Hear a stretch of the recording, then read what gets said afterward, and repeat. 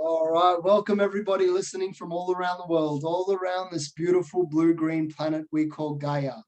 Welcome everybody here listening in Australia, this beautiful country of ours. Welcome to the Mystic Drop, where each week we try and journey down the road less traveled by, as the great Robert Frost once poetically put. I'm your host, Roberto Roya.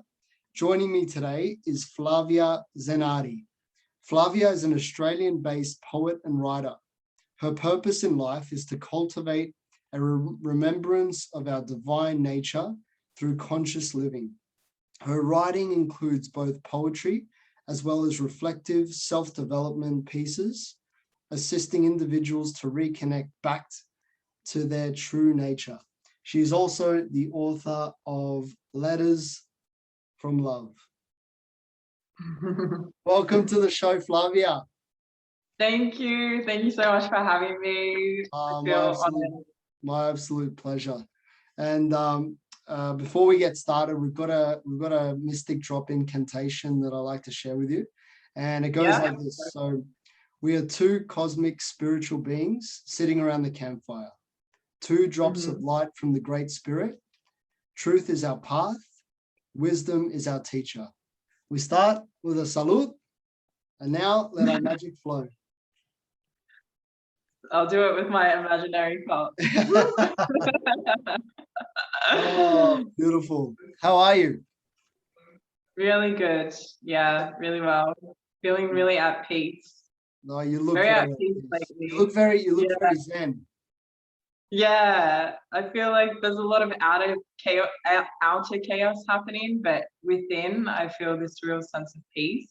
Yeah, which has been really beautiful. That's the true meaning of peace, to be amongst the chaos and the craziness and the fear, and to be centered within yourself. So I can see that within you.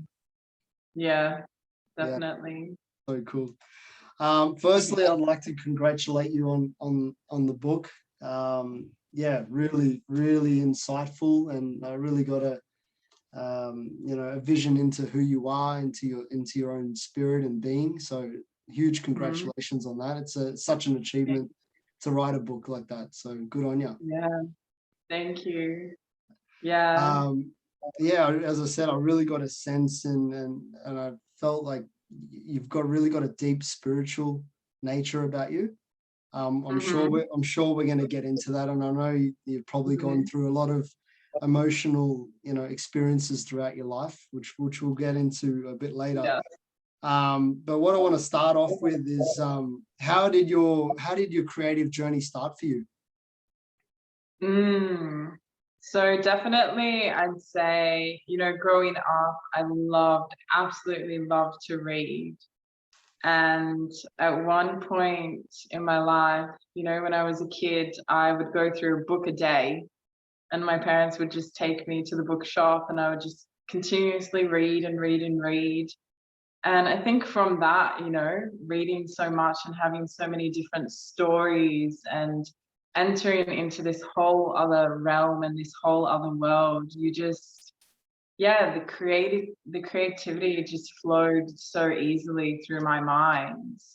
But it really wasn't until I'd say when I hit probably 20, 21, that I then decided to be the creator myself, rather than being the receiver.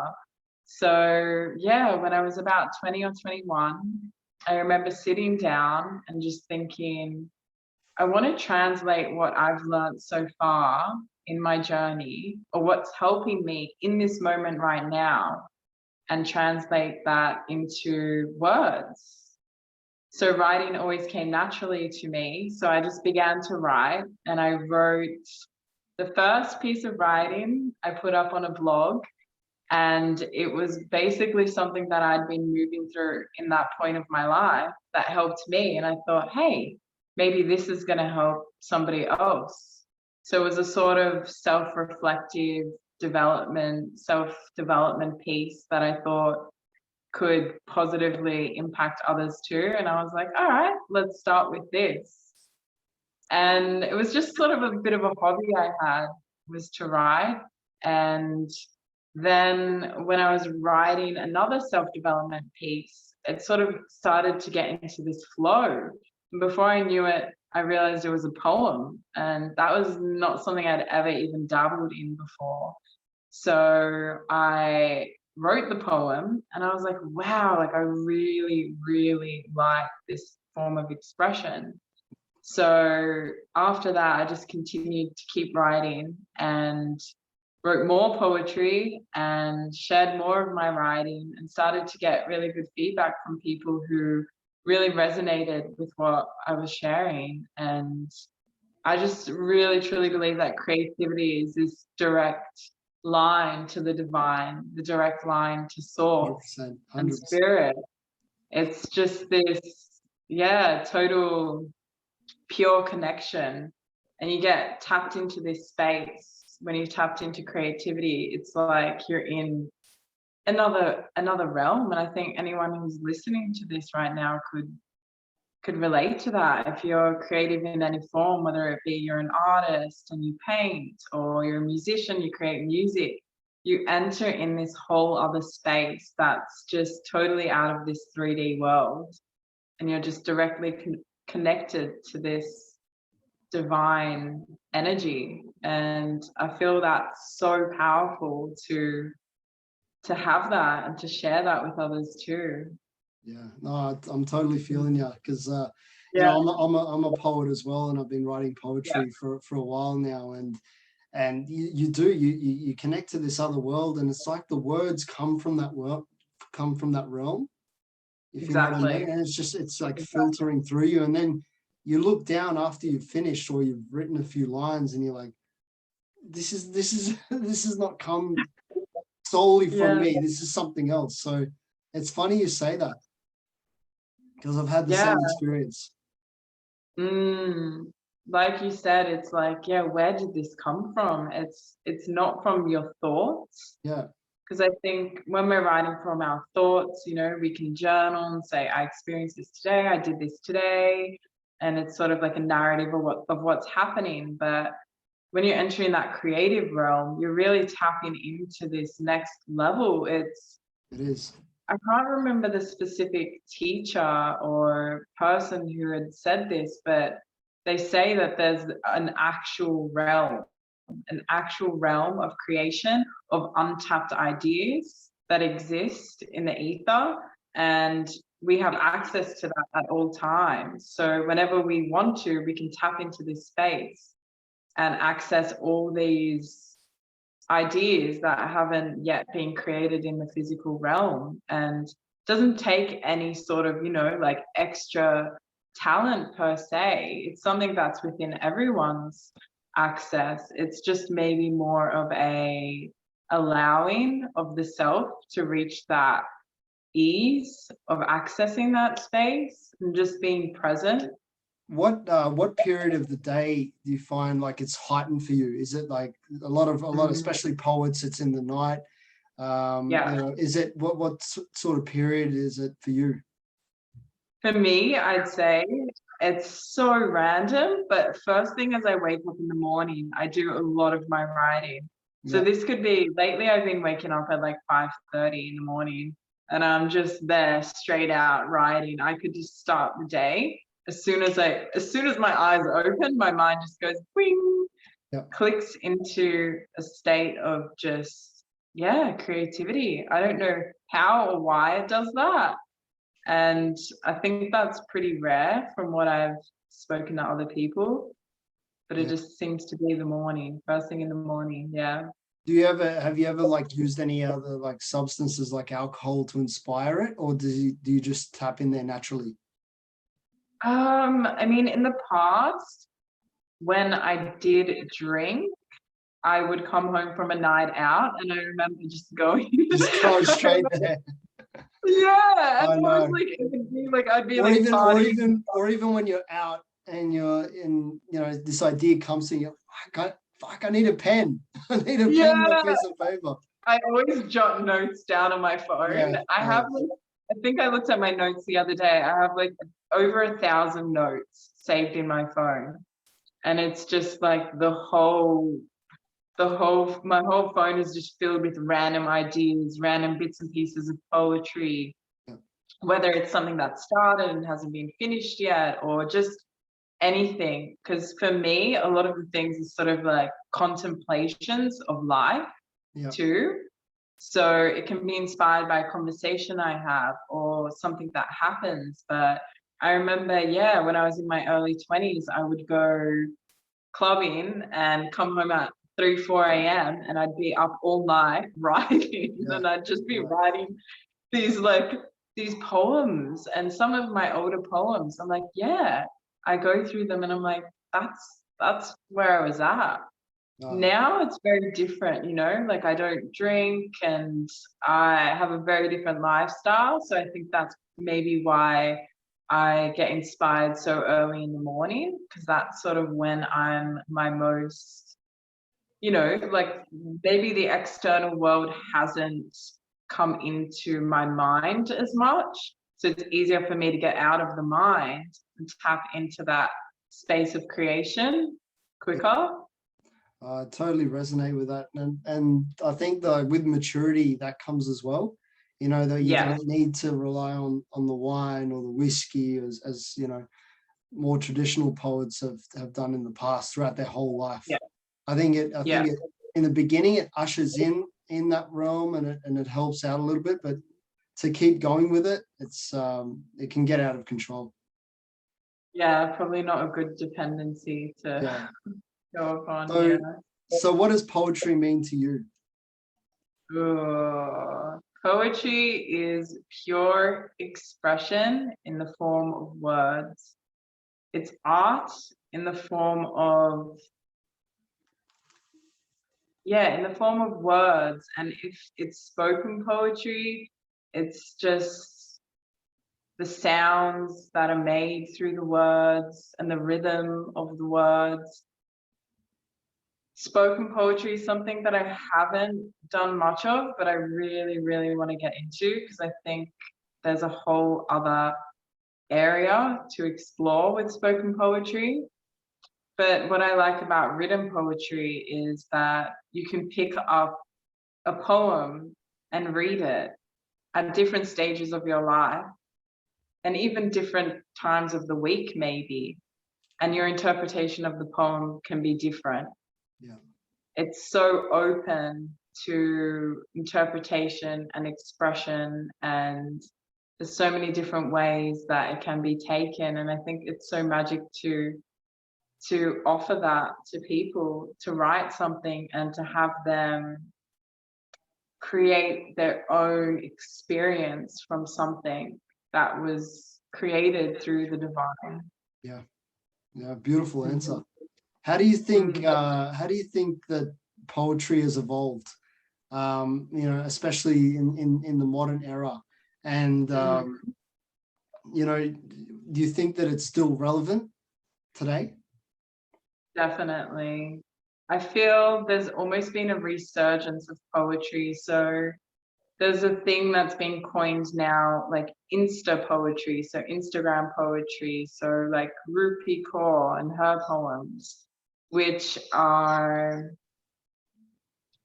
they're very different from traditional poets. But one of my favorite poets is Rumi, and his poetry is from hundreds of years ago, yet it's still so incredibly relevant with what, you know, in modern times. And what I appreciate so much about his poetry is it's all about it's talking all about the connection to the divine. Yeah. And I think that's something that's timeless.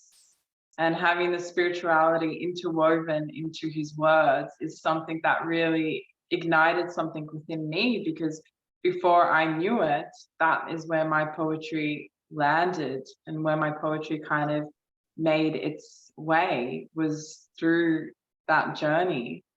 And yeah, I read some of my older pieces and they're quite different in how they were expressed, and now I see the path that they were taken. It's such a deep expression of spirituality and the connection to the divine. Yeah. So I think that's something that can across all eras, all times, even, you know, hundreds of years into the future, it's still going to be so relevant. Yeah. And even something like my book, Letters from Love. Love is timeless. It's so timeless. It's something that's within our core as humans, but within our core as souls as well. Yeah. And that is limitless, timeless, ageless. So poetry truly, depending on its context, can span across time and space. That's right. It's funny you mentioned love. That's my next question. You know, love for the poet, especially, you know, such a big aspect of the poet's journey and the poet's writing as well. How have you, especially broken love as well? It's a big aspect of the poet's, you know, tools that they use. How has love impacted your writing and your poetry? I feel like very much depends on what kind of love you speak of, because there's so many different types of love. But I guess in the traditional sense, and what most people relate to poetry, is romantic love. Yeah. And definitely my poetry has been inspired by past relationships or different interactions I've had with people, and it's been a beautiful inspiration for some really powerful pieces that have come from the heart. But truly what lays in the foundation of all the pieces that I write is the love of, like, the infinite love. And that's what I've captured in my poetry book, is the essence of love. Of what I truly see it to be is that we're all made of this energy of love, and that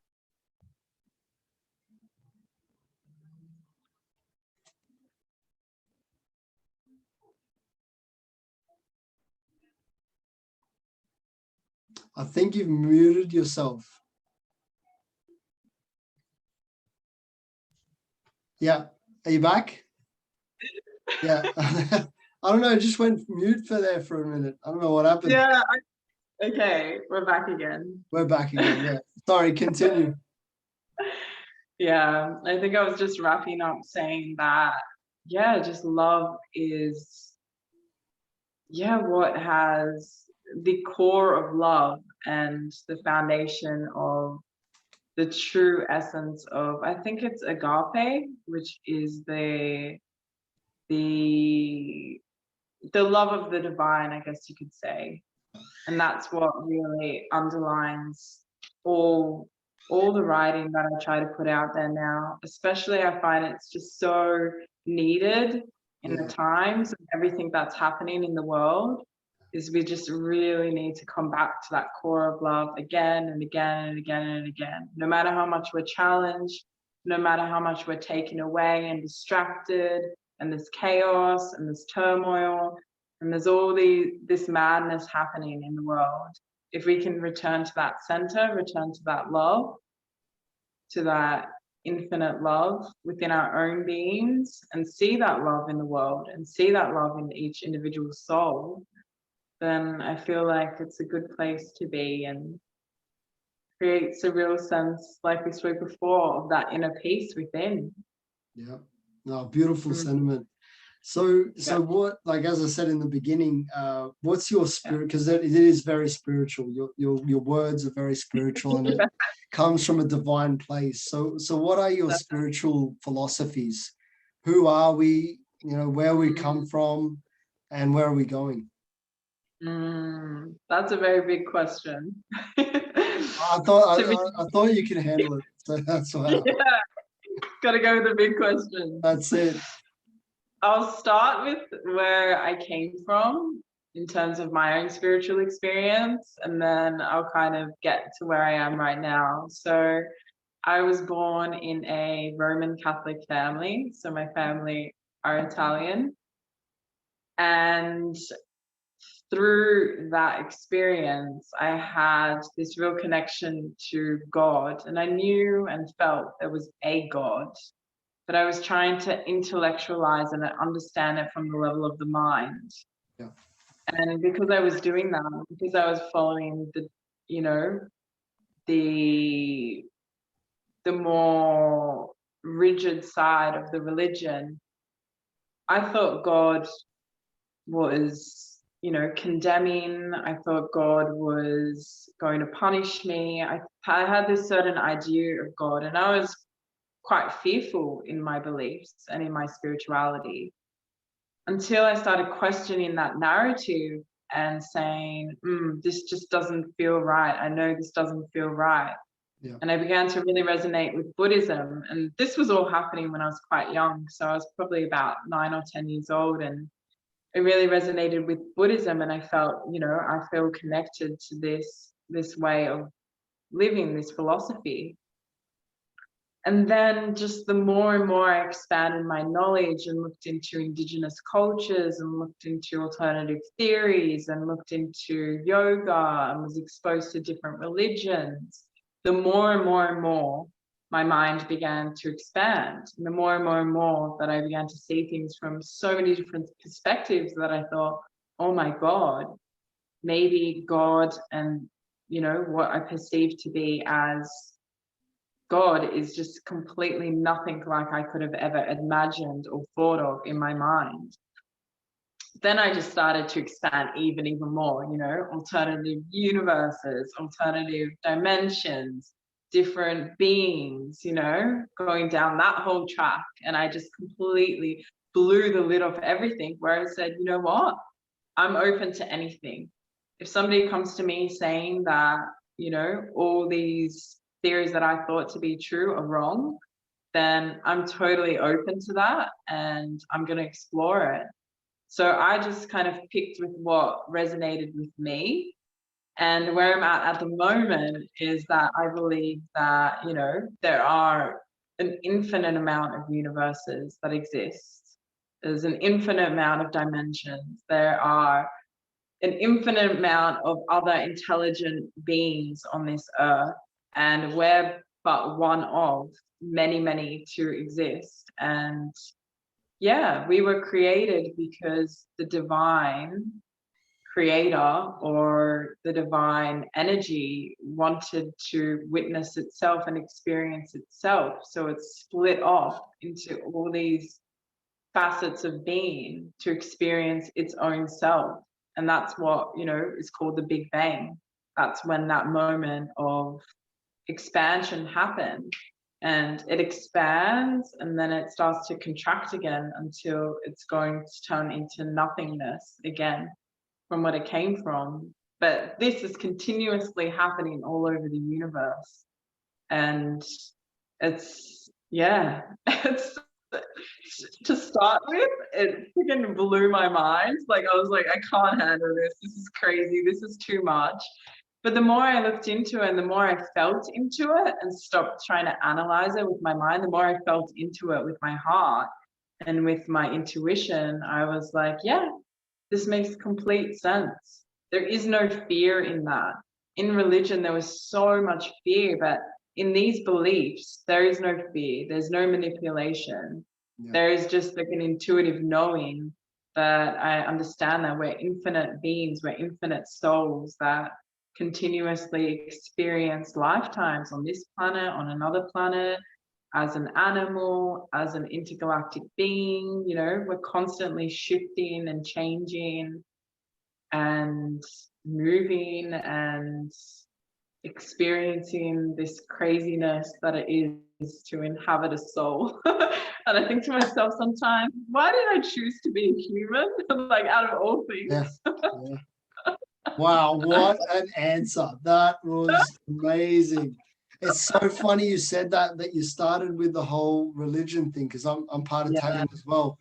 And, it's like a mirror image of what you just said. Everything that's you've experienced, I've experienced exactly the same thing.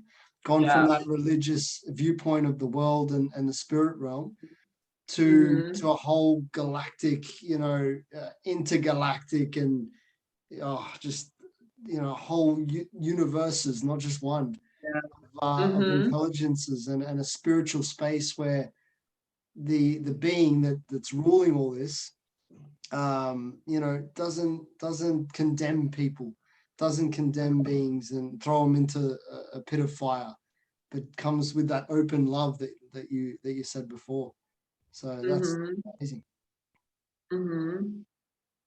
Wow. Yeah. Well, have you had any like personal experiences with these, other beings? Ooh, so not directly, through meditations, definitely. So I remember going to a sound healing recently, and through the sound healing, I was like greeted by one of the beings in the session. So this was a sound healing that was on the beach, and there were hundreds of people there. And at the end of the sound healing, somebody was taking photographs of it, and there were flashes of orbs in the photograph. And one of the ladies said, "Oh my God, there were beings here visiting us." And she said, "Did anyone see them? Did anyone see them?" And I said, "I did. They came through. I was in the session, and they were just like greeting me. And it wasn't anything scary, and it's nothing to fear, as long as we need to make sure to put like a protective shield over us, to know that we're only accepting the energies of beings that are for our greater good." And in that case, I felt like they were there for a good purpose. So I allowed them to, I guess, reveal themselves to me, but not seeing anything in like the 3D physical realm, because I've been really clear to be like, "Hey guys, like I don't want to see that shit while I'm like seeing with my eyes right here." Were they more like, how did you see them in your vision? So it's through almost, when you close your eyes and you visualize things, it's almost at the point of your third eye. And when you're guided through meditations, you often see things. I don't know, it may not be everyone's experience, but I know a lot of people see visuals as they go through guided meditations. And I guess I had remained more open to see whatever needed to come through would come through. So I saw them in like that third eye vision space. Did they give you any messages or anything like that? They were just there like greeting us basically. And that's what I think one of the other ladies had said. She was like, "Oh, they were there just greeting us," because the aim of that sound healing was to raise the frequency and to raise the vibration of the space. So as we were raising the frequency and vibration, it's almost as though they were coming just to greet us and say, almost a bit like a thank you, but almost like letting us know that their presence was there too. Because that's interesting that you say that, because I've heard, experiences where people do this, and these beings, they vibrate at a much higher level. So for us to have that, and it's hard for them to come to lower their vibration to come down to us. So when we have those experiences like you had with the sound healing, and go up to them, it's easier for them to come through and say, "Hey, going?" Yeah, you got to meet them halfway. You're like, yeah, Like, yeah.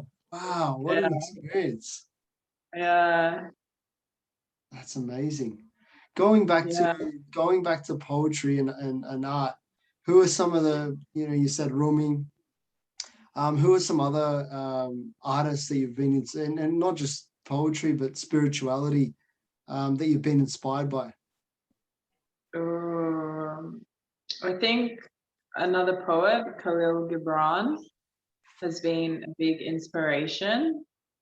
I've never been one to really read any poetry in the traditional sense of a poet. And I pretty much began to just write without ever having, other than Rumi really, having read any poetry other than what we were taught at school. And I never really resonated with the poetry we were given there.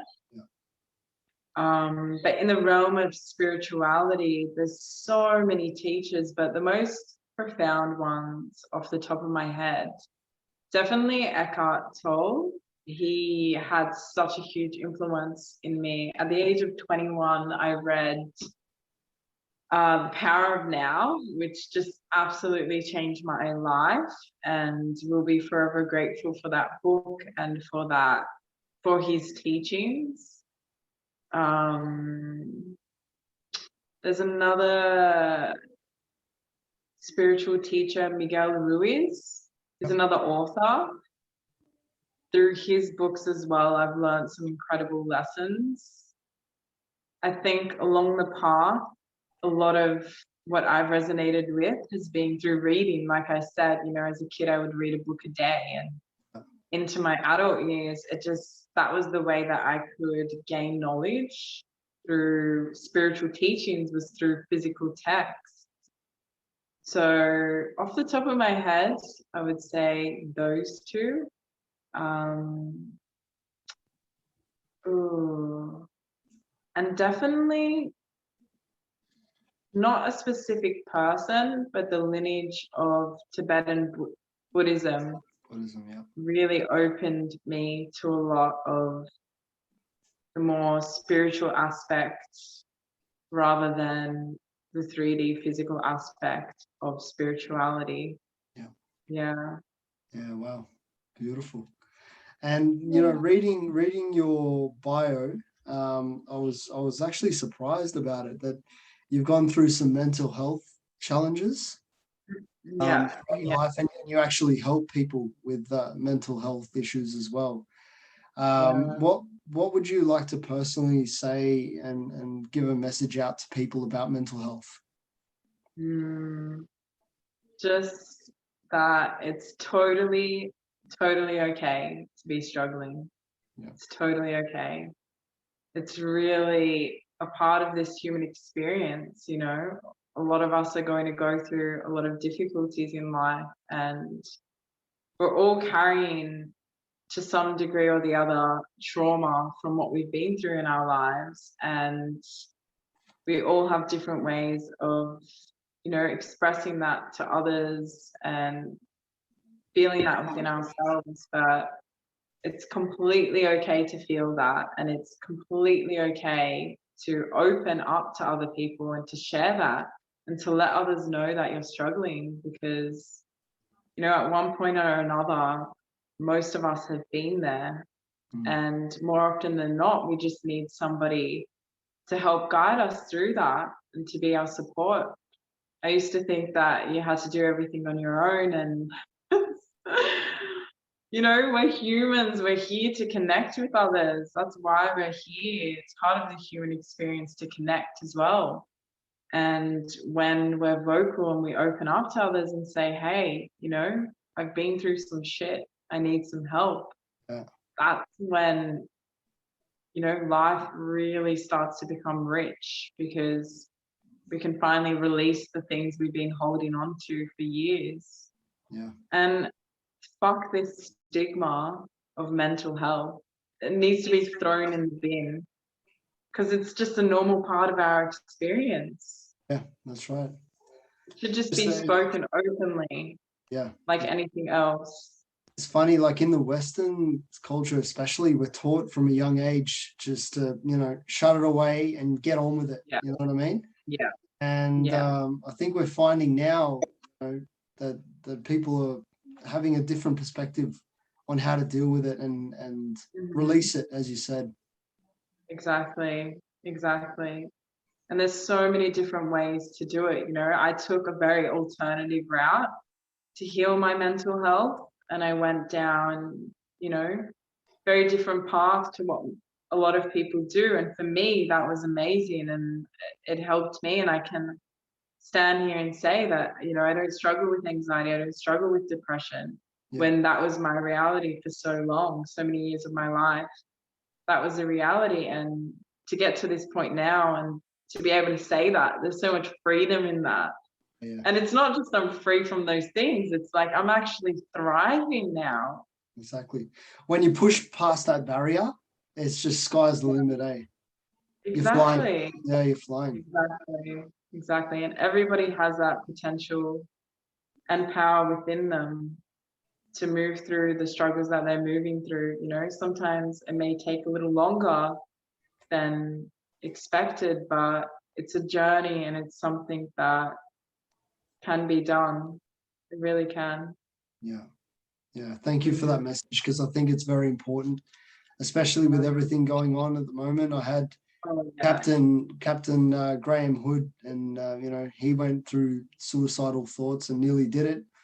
And Yeah. you know, he gave some really beautiful messages of hope, and we can all get through this if we all work together and be open with each other and have these sort of conversations and help people, Exactly. you know, from the other side of the world. Why not?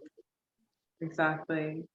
I'd say this is something I reflected on the other day, was quite a number of my friends have been suicidal and been on the brink of suicide. And I look at each and every one of them in my life right now and how much joy and beauty and all the amazing things that they offer to the world. And I just think to myself, wow, I'm so grateful and so happy that they chose life and that they chose to live and that they're here with us. And, you know, if anyone is struggling with that right now, like, just know that there's so much beauty in the future for you.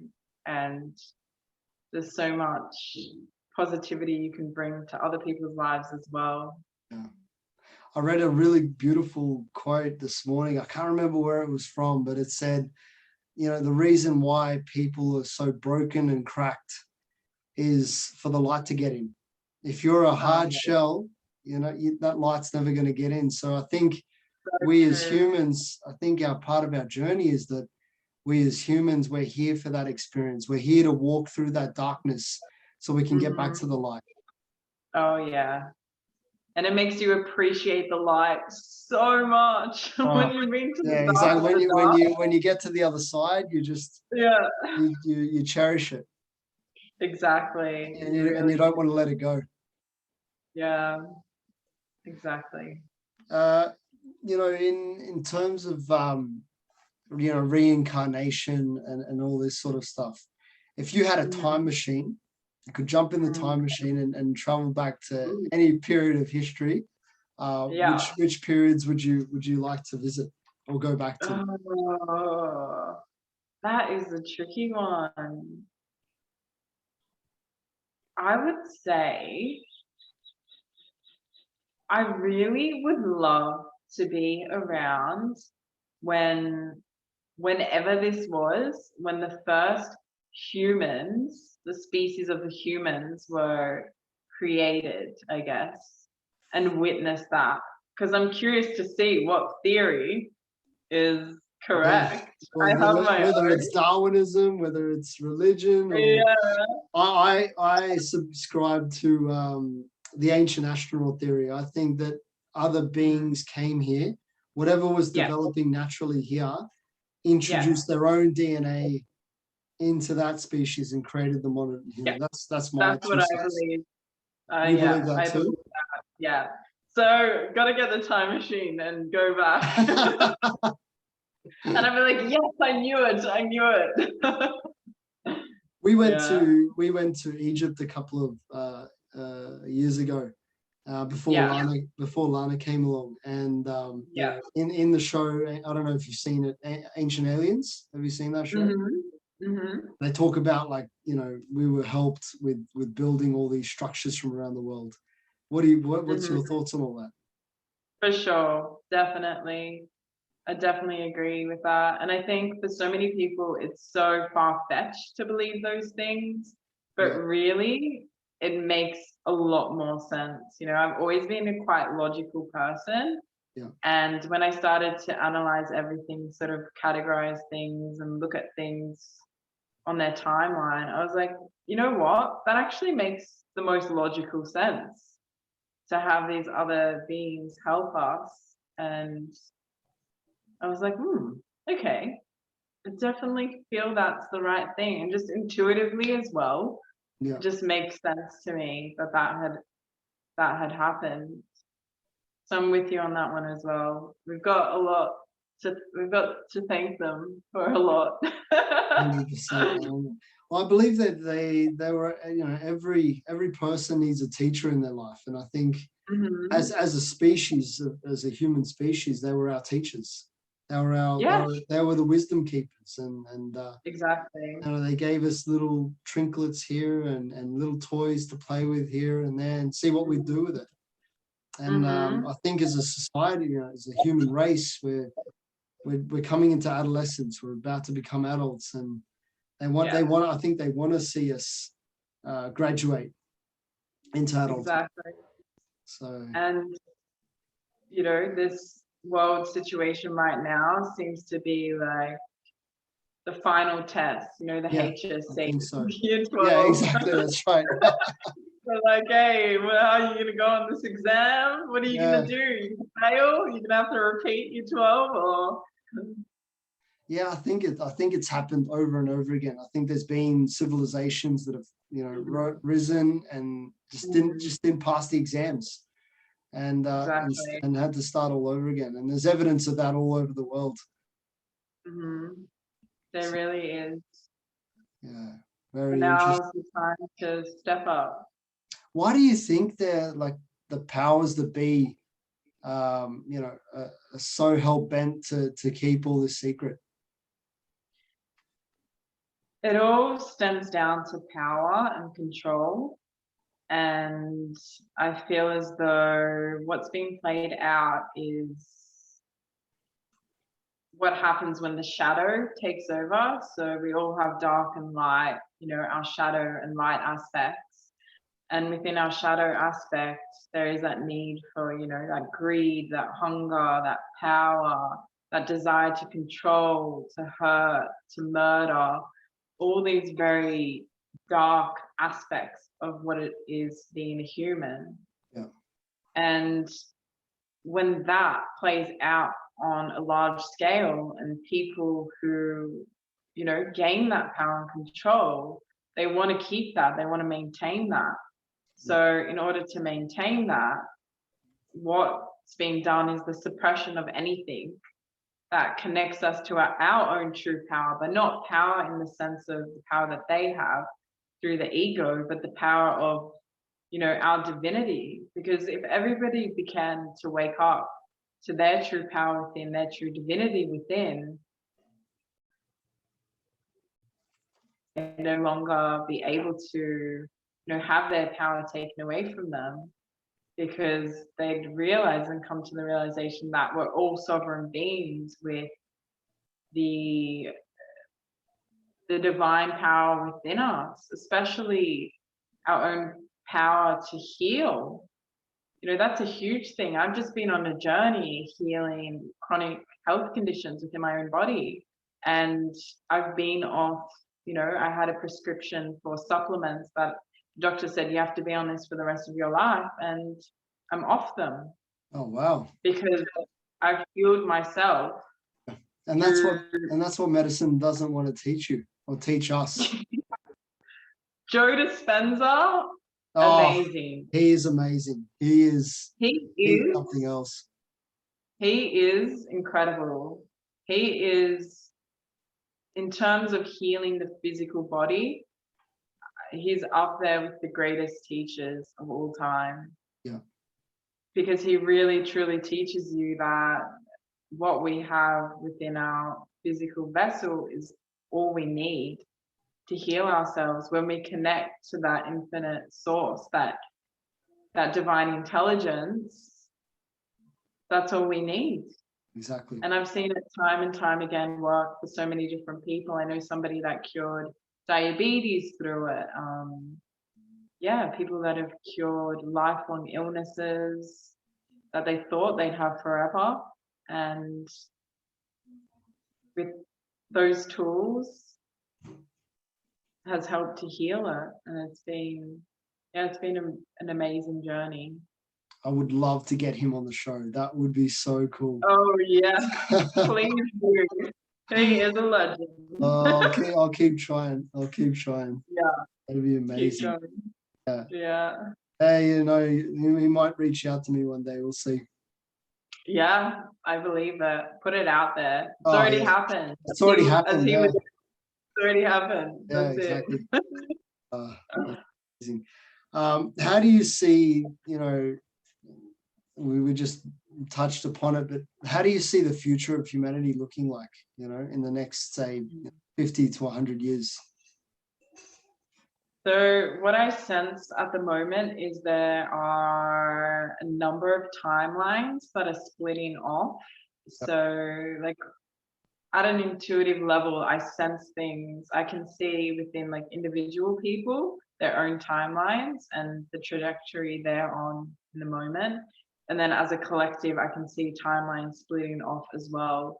So I think it's really dependent upon the collective and the level that we can get the energy to. So the more we're raising our vibrations and getting the collective energy to raise the vibration, the more the timeline is going to look like freedom and unity and love and connection and all these things we know we want and hope for the future. But I think it's going to depend on every individual themselves to do this inner work. Yeah. And to heal things within themselves, because from what I've gathered and from my understanding is, you know, the inner starts first, and then from the inner it will reflect outer. So my vision and my hope is holding the vision that this is just, yeah, a mass awakening for people to come home to their true selves, to awaken to their divinity, to awaken to their power and their beauty and their love. And that's something that I'm just really trying to assist people as best I can through my writing, is just to remind everyone that they have that power within them, and to keep returning to self, keep returning inwards, and to know that they have the power to control their outcome, their future. And I'm just going to keep holding the light. Oh, I love it. I love it. I always Yeah. like to end with a message of hope, because I think it's such a beautiful gift that we've been given as human beings. So, what messages of hope would you like to give to humanity, right? Especially right. There's one thing that has helped me so much through these times, and it's something very simple. And every time I would see my mum, she'd always say it to me. She's like, Flavia, and she'd start singing, "You gotta have faith, faith, faith. You gotta have faith, faith, faith."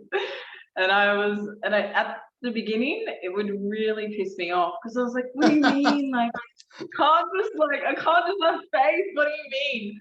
But as I began to embody it, and I said, you know what? All right, yeah, you're right, Mom. I'm gonna have faith. I'm gonna have faith. Everything's gonna work out. I'm gonna have faith.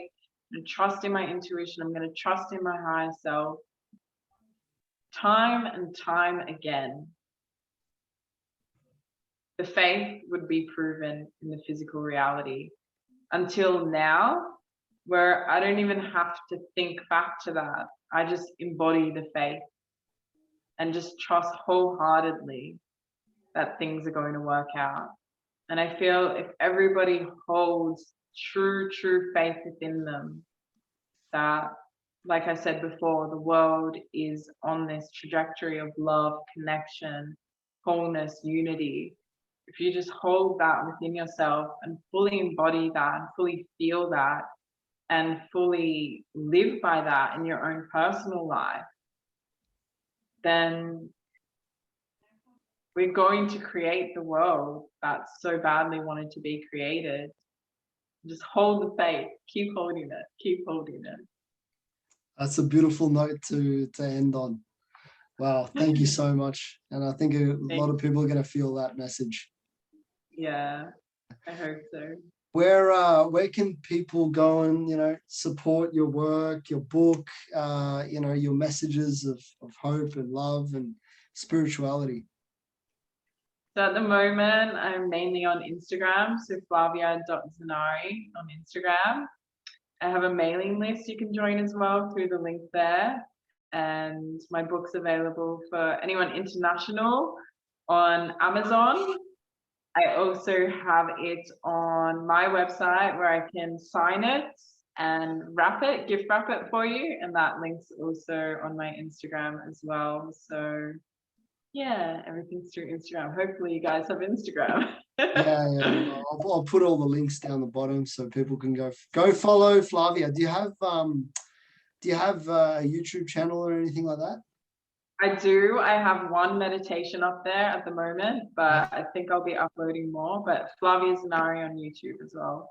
Yep, sweet. All right, no worries. I'll put all the links there so people can go Awesome. support and follow your work.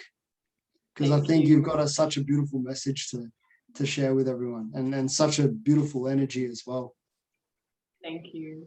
Yeah. Thank you. Thank you so much, Flavia, for doing this. I really appreciate it. And sharing your wisdom as well. Thank you so much for having me. It's been amazing. Awesome. I am Roberto Roya from the Mystic Drop. You've been listening to Flavia ZENARI. Thank you so much, Flavia. Ciao.